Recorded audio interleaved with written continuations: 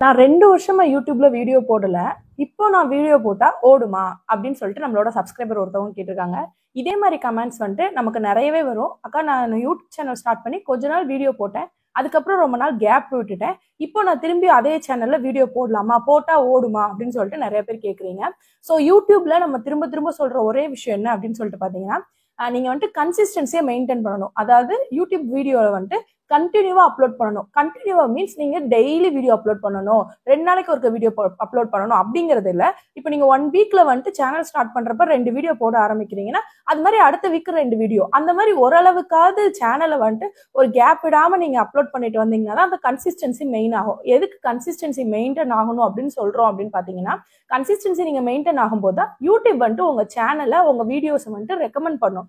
So இந்த மாதிரி கேட்கறவங்களுக்கு என்ன ஆன்சர் அப்படின்னு பாத்தீங்கன்னா, நீங்க வந்துட்டு ஒரு சேனல் ஸ்டார்ட் பண்ணீங்க, நீங்க வந்துட்டு அதுல வீடியோஸ் போட்டீங்க, அதை நீங்க மானிட்டைஸ் பண்ணிட்டீங்க அப்படிங்கிற பட்சத்துல உங்களுக்கு ஏதோ ஒரு இஷ்யூ வருது, அதனால கொஞ்சம் கேப் விட்டுருக்கீங்க, ஒரு 6 மந்த்ஸ்ல இருந்து 2 வருஷம் 3 வருஷம் அப்படி கேப் விட்டுருக்கீங்க அப்படிங்கிற பட்சத்துல நீங்க என்ன பண்ணலாம் அப்படின்னு பாத்தீங்கன்னா, உங்க சேனல் ஆல்ரெடி மானிட்டைஸ் ஆயிடுச்சு அப்படின்னா நீங்க வந்துட்டு திரும்பவும் அதே சேனல்ல வீடியோஸ் போட்டு பார்க்கலாம்.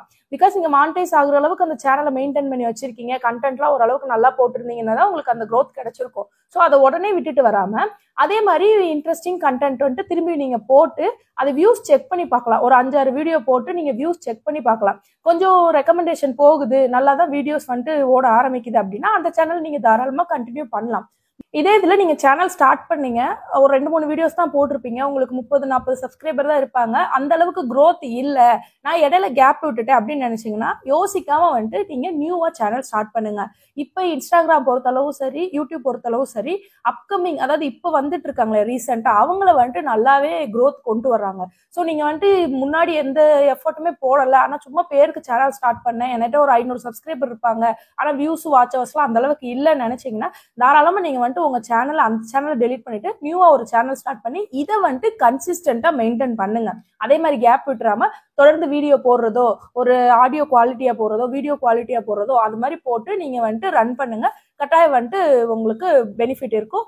பட் நீங்க வந்துட்டு ஆல்ரெடி ஒரு 100-200 சப்ஸ்கிரைபர் இருக்காங்க, அதை போய் விட்டுட்டு நான் வந்துட்டு புதுசா சேனல் ஸ்டார்ட் பண்றதா அப்படின்னு யோசிச்சீங்கன்னா கட்டாயம் வந்துட்டு அது உங்களுக்கு ஒரு ராங்கான டிசிஷனா தான் இருக்கும். ஏன்னு கேட்டீங்கன்னா, இப்ப இருக்க அந்த 100 சப்ஸ்கிரைபரை வச்சு நீங்க அந்த 100 சப்ஸ்கிரைபர் உங்க வீடியோ பார்த்து அதுல வியூஸ் கிடைச்சு திரும்ப திரும்ப மேல போறது ரொம்ப கஷ்டம்.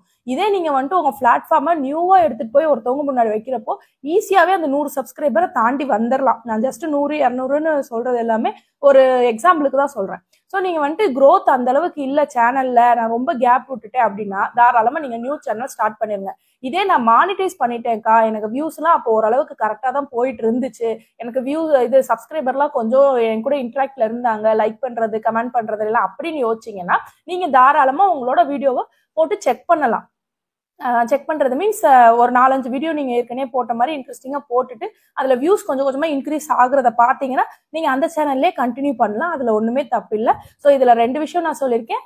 growth இருந்த சேனலை எப்படி கேப் விட்டா ரன் பண்ணணும், growth இல்லாத சேனலை எப்படி நீங்க ரன் பண்ணணும் அப்படிங்கிறது. ஸோ இந்த கமெண்ட் வந்துட்டு நமக்கு ரிப்பீட்டடா வந்துட்டே இருந்துச்சு. ஸோ அதுக்காக தான் இந்த வீடியோ. ஸோ இந்த வீடியோ மூலமா உங்களுக்கு ஒரு தெளிவு கிடைச்சிருக்கும்னு நினைக்கிறேன். அப்படி கிடைச்சிருக்குன்னு நினைச்சீங்கன்னா இந்த வீடியோக்கு ஒரு லைக் பண்ணிக்கோங்க. அண்ட் இது மாதிரி மோர் யூடியூப் டவுட்ஸுக்கு வந்துட்டு கீழே கமெண்ட் பண்ணுங்க, நான் எல்லாரோட டவுட்மே ஆன்சர் பண்ணுவேன்.